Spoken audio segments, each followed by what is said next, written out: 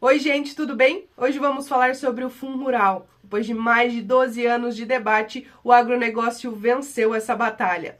Nós conversamos com o advogado responsável, por essa ação, e ele comemorou essa vitória, claro, depois de 12 anos, mais de 12 anos, e falou um pouquinho pra gente sobre o resultado dessa vitória do agronegócio. Bom, a ADI 4395 do Distrito Federal, de autoria da Abrafrigo, Associação Brasileira de Frigoríficos, patrocinada pelo escritório Tarosso Advogados, eu, Fabrício Tarosso, advogado que patrocina essa ação. Tivemos agora, no final de 2022, o desfecho da ação. É uma ação que há 12 anos ela tramita junto ao Supremo Tribunal Federal e discute o Fundo Rural. O Fundo Rural ele é discutido em duas frentes aqui nessa ação. Uma é a própria validade, a própria constitucionalidade do Fundo Rural, da cobrança em si. E o outro é a subrogação, que é o dever do adquirente da produção de reter e recolher. Estamos falando da produção aqui daquele empregador rural, pessoa física. Então não é o segurado especial, não é aquele produtor rural que trabalha com pequenos módulos rurais, num regime de economia familiar. Estamos falando do empregador rural, pessoa física, tá? Que tem empregados registrados em sua fazenda, né? Em seu nome. Então, quando ele vende a sua produção rural, a discussão é sobre esse tributo que incide sobre essa venda. Quem deveria reter e recolher eram os adquirentes frigoríficos, as cooperativas, os cerealistas, não só frigoríficos, a gente está falando de um universo muito grande aqui também de adquirentes, pessoas jurídicas, empresas dessa produção rural. O STF agora chegou nessa DI e julgou em dois sentidos. Ele entendeu que é válida a cobrança, ou seja, o Fundo Rural é constitucional, né? Mas ele entendeu que quem deve pagar essa contribuição, né, previdenciária não é o adquirente. Isso, a rigor, deveria ser pago, então, pelo produtor rural. E aí, não necessariamente nós temos uma situação em que o produtor vai dever esse imposto em todo esse período dos 12 anos, né? Por quê? Porque a Receita, pelo menos até onde nós temos conhecimento, ela optou por constituir o lançamento, por lavrar uma auto-infração, por fazer uma cobrança, uma notificação de cobrança apenas em relação aos frigoríficos, aos adquirentes, no caso, frigoríficos, cooperativas, cerealistas, enfim, né? De modo que não é possível afirmar que o produtor vai ser chamado a recolher esse tributo dos 12 anos. É preciso agora compreender que, em relação aos frigoríficos, essa discussão do STF, essa decisão do STF, ela tem uma validade, ou seja, os frigoríficos, a rigor, não devem esse imposto.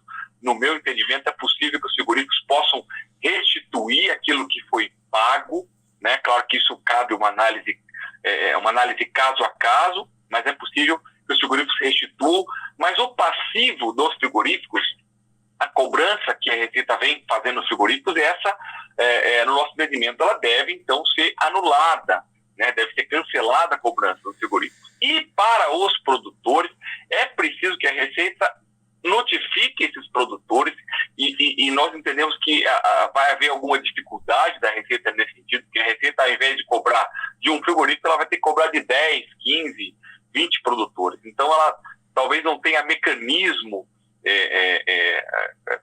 suficiente para isso, para poder identificar quanto cada produtor vendeu e cobrar esse Fundo Rural dos produtores. Mas a rigor, ainda que os produtores não possam ter a possibilidade de recuperar aquilo que eventualmente pagaram, né, porque o tributo foi julgado condicional para eles, né, para os produtores, nós entendemos que essa decisão beneficia também a cadeia produtiva, porque a Receita, como eu disse, ela não optou por não fazer nenhuma notificação de cobrança, que vai ter que fazer agora com todas as dificuldades que vão existir.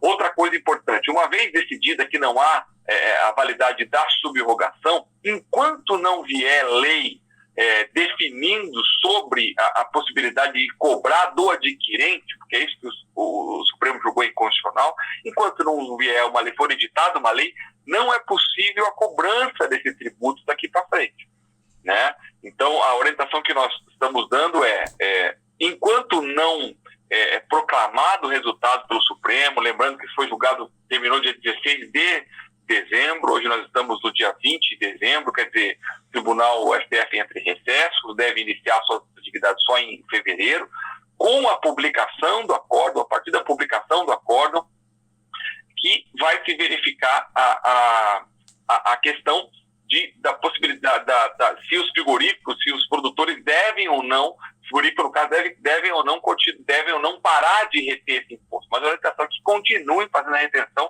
até que esse processo termine, porque o que aconteceu agora é apenas um julgamento e não o trânsito julgado. Ou seja, há ainda recurso por parte da Fazenda ou por parte da própria autora ou as empresas que estão junto com a Abrafrigo nesse processo. Mas esses recursos, eles não podem ser para modificar o julgado.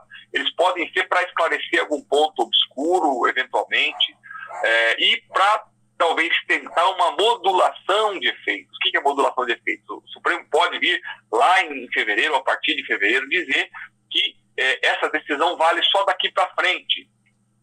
Ou ela pode dizer que não, ela vale desde o início. Então é preciso aguardar a publicação desse acordo para a gente ter certeza da extensão. Mas o fato é, a decisão está lá, o tributo, ainda que seja devido, ele não é devido pelos adquirentes. E é uma decisão que beneficia tanto os adquirentes frigoríficos, cerealistas e cooperativas, como também os próprios produtores, já vista a dificuldade da Receita em cobrar desses produtores o fundo rural do passado. O ressarcimento do valor já pago. Para deixar claro essa questão aí, a gente esclarecer bem detalhado ali, é que o senhor disse que caso a caso, né? No caso de quem fez o pagamento dos frigoríficos, que agora não terão mais, e as cooperativas e etc., os adquirentes, sobre esse retorno, né? Possibilidade. Essa possibilidade, então, só pra gente, o senhor já disse, isso precisa ser avaliado caso a caso, exato? É isso? Exatamente, Débora. Veja bem, a gente tem um universo de situações aí. Nós temos empresas que já têm ação judicial, que têm depósito judicial, ou seja, que recolheram em juízo. Nós temos situação em que a empresa recolheu isso, já recolheu e já pagou para a Receita. Temos situação em que a empresa sequer declarou isso para o fisco não tem essa informação em relação à retenção e recolhimento, né? Então, isso vai ter que ser analisado caso a caso. É preciso, talvez, que o Supremo, nesses recursos que vão vir agora, ele deixe clara essa situação em relação ao passado, se as empresas têm a possibilidade ou não. É bom lembrar que existe uma lei do parcelamento, a Lei 13.606 do PRR, do Fundo Rural, que ela autoriza que aqueles parcelamentos que foram feitos, aqueles débitos que foram confessados, né, uma vez o Supremo vindo agora dizendo que esse tributo pelos adquirentes não é devido, é possível que essa confissão ela seja anulada, ou seja, esse débito que foi confessado com o parcelamento, a lei autoriza que a partir de agora a empresa deixe de pagar e desfaça esse parcelamento, né?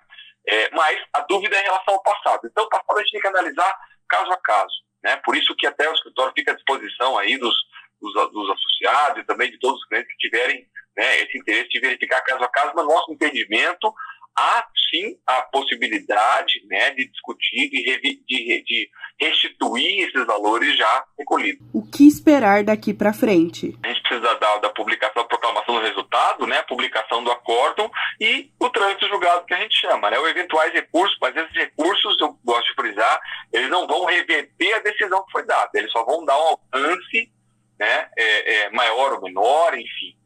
E vão tratar, talvez, sobre a questão que é clara, a questão da possibilidade de restituição daqueles valores que foram pagos. Esses são alguns detalhes em relação ao tamanho e à extensão da decisão, mas a decisão em si ela foi dada e essa é imutável no nosso modo de ver. Até que seja publicado, o senhor disse, então, basicamente nesses meses, até fevereiro ali, esse retorno, nós permanecemos, então, sem uma lei com relação ao Fundo Rural, é isso? Uma lei em relação à subrogação. Tá. A subrogação, que é o dever de reter e recolher, né? O Fundo Rural em si, ele veio uma constitucionalização dele com a Lei 13.606, que é aquela que eu citei em 2018. Então, teoricamente, a partir de 2018, nós temos a cobrança do Fundo Rural válida, né? Enquanto não vier uma lei nova regulamentando a subrogação, não há dever de defesa dos jurídicos, né? O que existe hoje, pela Lei 13.606 de 2018, é a validade do fundo rural, e aí, no caso, em relação aos produtores, né?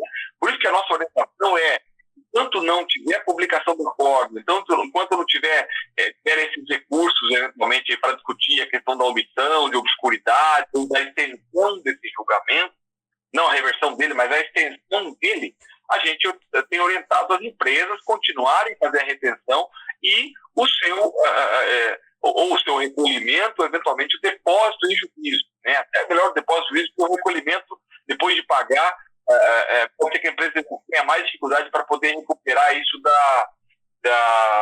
da União, né? A comemoração da vitória. Débora, veja bem, eu não preciso nem dizer, essa é uma vitória de 12 anos, eu quero fazer aqui uma enaltação e um agradecimento especial ao nosso querido, saudoso presidente Péricles Salazar. O presidente Péricles, que foi presidente executivo da Abrafrigo, infelizmente faleceu há cerca de um ano e pouco, e ele era uma pessoa que lutou muito por essa causa. Estivemos em Brasília durante muito tempo, então eu tenho certeza que o meu sentimento, que seguramente é o sentimento dele, é o sentimento de que nós vencemos essa ação. Nós vencemos essa ação. Não há razão jurídica para que o Supremo Tribunal module, ele modifique essa decisão, por uma razão muito simples, porque essa jurisprudência em relação à subrogação, que é o dever do adquirente reter e recolher, ela é a mesma desde 2010, nós não tivemos alteração da jurisprudência. Então, assim, o meu sentimento é de que a gente realmente ganhou essa luta, uma luta que nos coroa aí, e eu quero fazer essa homenagem especialmente ao presidente Péricles, falecido presidente Péricles, que esteve conosco aqui, certamente lá em cima ele está olhando por esse resultado aí, né? E agradecer também a vocês, ao presidente da Abrafrigo atual, Paulo Mustefaga, que também encampou essa briga já há algum tempo, que vinha acompanhando, né? Porque realmente é algo que em 12 anos se fez muito trabalho. Realmente foi uma luta muito grande, né? Uma entrega muito grande, é uma vitória que a gente não tem dúvida nenhuma. Neste processo nós não estivemos só representando os adquirentes, os frigoríficos, cooperativas, mas também os produtores, né? E há uma unanimidade no sentido de que essa decisão beneficia todo o agronegócio, né? Isso dá ao agronegócio a importância que ele dá, realmente traz a segurança jurídica que era preciso para esse setor, né? O Supremo Tribunal Federal agiu realmente muito bem em relação a essa decisão, né? Que foi empatada pelo ministro Toffoli nesse caso, e agora resta-nos aguardar, né, as cenas dos próximos capítulos aí, mas sem dúvida é uma decisão digna de ser celebrada, de ser comemorada.